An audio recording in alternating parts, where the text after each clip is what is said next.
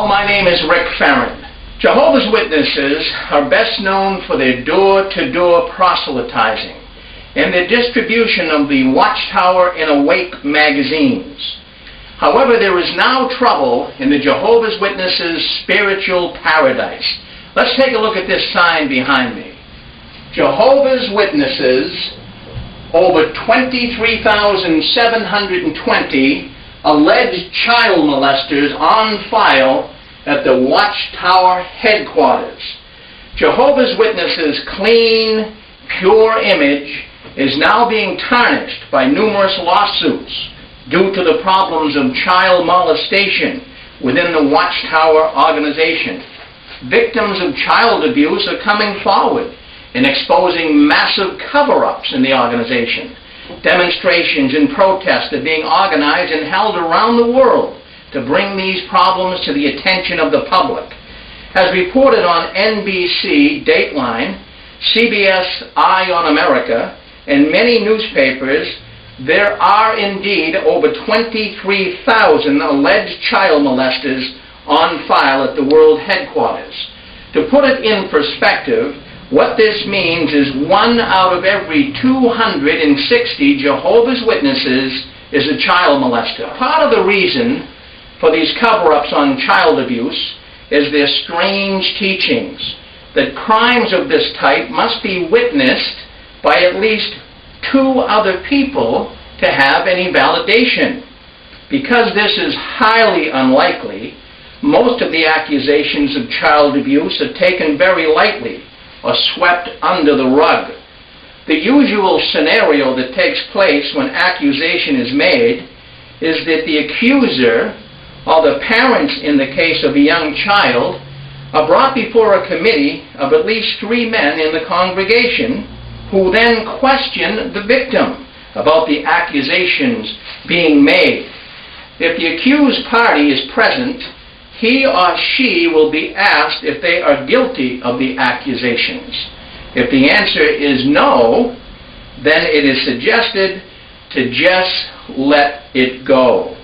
To further add to this horrendous problem, one should be outraged at what was written in the January 1st, 1997 Watchtower, page 27. This Watchtower right here, "Let us abhor what is wicked." And under the small heading here, "What of a child molester?"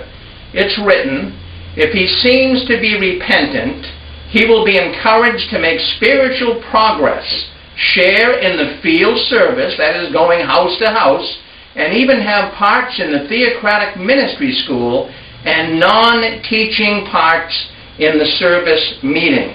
So according to their own publication, known pedophiles are encouraged to continue going house to house in neighborhoods all over the world without the public's being aware of the accusations that were brought against them.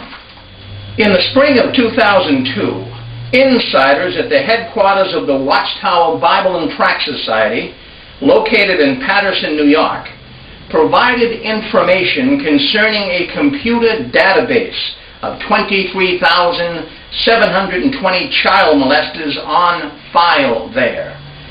The files labeled as the Special Shepherding Arrangement is a front for reporting child molesters to the Home Office. Paterson, New York is the location for the service and the legal departments of the Watchtower, now calling itself the Christian Congregation of Jehovah's Witnesses of New York. And it is in these 2 departments where these highly confidential files are kept. As reported in the Concord, New Hampshire Monitor on November 22, 2004, Sarah Poison suspected her husband, a ministerial servant at the time, was abusing their daughters 21 years ago. She took her fears to the elders in her congregation in Wilton, New Hampshire. Sarah Poison regrets that she obeyed the elders' advice. Pray more, be a better wife, and keep quiet. In 2002, the U.S. Catholic bishops publicly promised that the church would never ask for gag orders when compensating their abuse survivors. 5 years later, the Jehovah's Witnesses, they do just the reverse.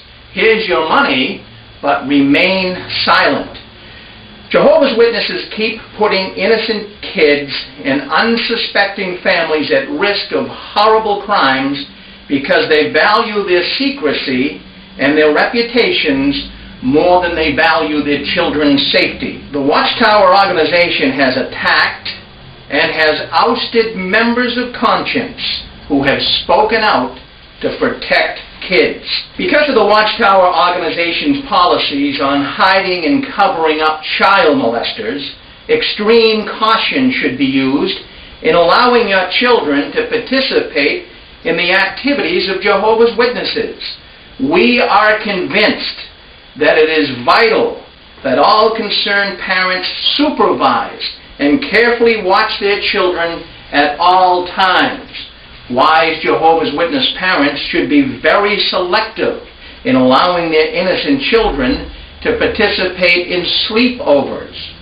Because of known pedophiles participating in the door-to-door work, vigilant, loving parents would thoroughly examine who their children are working with. This advice should take on special force and meaning at large assemblies and conventions. Such open, crowded forums become a haven for child predators. In May 2007, the public is exposed to direct evidence that the Jehovah's Witnesses have a big problem with child sex abuse. Numerous newspapers, as well as some television coverage, made it clear that over a 5-day period in February 2007, 16 child sex abuse lawsuits against the Watchtower were settled in 3 states, California, Texas, and Oregon. This is the largest ever settlement in the Jehovah's Witness history. Allegedly, it could be in the millions of dollars. Most Jehovah's Witnesses are unaware that this is all going on. It's as though an invisible fence is between them and what is really going on behind the curtains of the Watchtower. As recorded in one of these lawsuits in San Diego, case number G1E034558, on page 4 of the lawsuit, paragraph 17. I wanted to read something to you that you might find rather interesting. The Watchtower defendants undertook the responsibility to instruct their elders as to what to do when they received allegations of child sexual abuse. They promulgated policies and rules directing the elders to call the Watchtower defendants, the legal department, for direction about whether to report allegations of sexual abuse to police and law enforcement.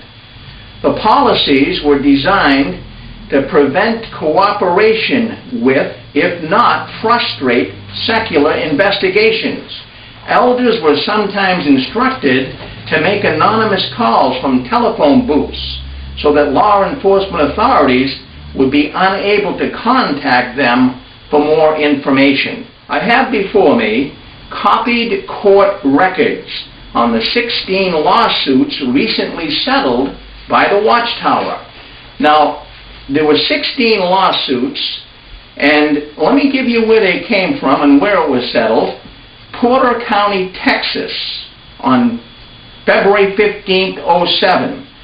Marion City, Oregon. Napa City, California. There were 2 victims in this lawsuit. Napa, California. Placer County, California. Yolo, California. There was 3 victims in this particular lawsuit, and that was settled on 3/2/07. San Diego, California. There were 4 victims in this lawsuit, and Tehama, California, 3 victims. All of those were settled by the Watchtower. So why did the Watchtower settle these lawsuits? Last fall, 2006, a California court ruling would have required Watchtower to open their pedophile database. To prevent this information from becoming public, church officials chose to settle these 16 cases. They do not want anyone to know how much damaging information the database contains.